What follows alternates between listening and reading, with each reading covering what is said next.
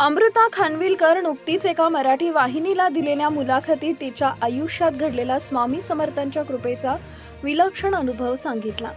हा अनुभव केवळ एक योगायोग नसून श्रद्धा आणि विश्वासाची ताकद दाखवणारा प्रसंग असल्याचं अमृता सांगते।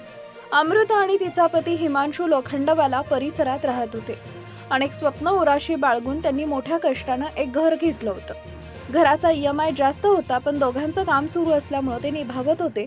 मात्र अचानक कोविडचा काळ सुरू झाला आणि सगळंच आयुष्य ठप्प झालं। काम बंद पडलं, उत्पन्न शून्य झालं आणि 3 वर्ष अत्यंत अडचणीची गेली। हळूहळू केलेली सगळी सेव्हिंग संपली। घराचा पुढचा हप्ता कसा भरायचा हा प्रश्न सतत सतावत होता। घर विकण्याचा विचार केला, पण कोविडमुळे बाजारात कुणी खरेदीदारच नव्हता। कुणी घर पाहायलाही येत नव्हतं। मानसिक ताण इतका वाढत गेला की हे घर आपल्याला परवडणार नाही असं दोघांनाही वाटू लागलं। शेवटी त्यांनी घर भाड्यानं देण्याचा निर्णय घेतला। काही लोक आले, घर पाहिलं, पण कुणीही होकार दिला नाही। आशा निर्माण व्हायची आणि लगेचच ती मोडून पडायची।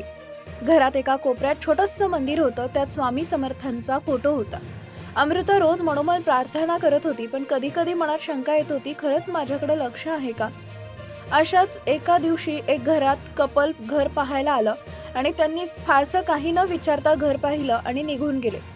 अमृताला वाटलं हेही नाही येणार, पण दुसऱ्याच दिवशी त्यांचा फोन आला, आपण उद्या पेपर साईन करूया। तो क्षण अमृतासाठी अत्यंत भावनिक होता, कारण पुढच्या महिन्याचा प्रत्यक्षात EMI भरण्यासाठीही पैसे नव्हते। पेपर साईन करताना अमृतानं सहज विचारलं, तुम्ही हे घर निवडण्याचं कारण काय?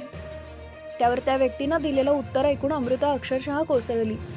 तो म्हणाला, तुमच्या घरात मंदिरात स्वामी समर्थांचा फोटो आहे, तो पाहूनच आम्ही हे घर घेतलं। मी स्वामींना खूप मानतो।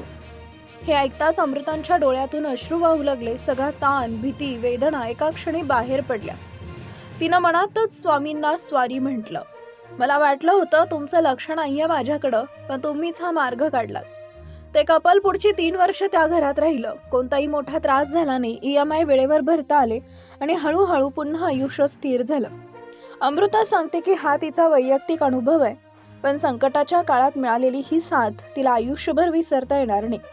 कधी कधी उपाय हातात नसतात, पण श्रद्धा सोबत असते आणि तेव्हाच अशा अद्भुत घटना घडतात, असं अमृता ठामपणे सांगते।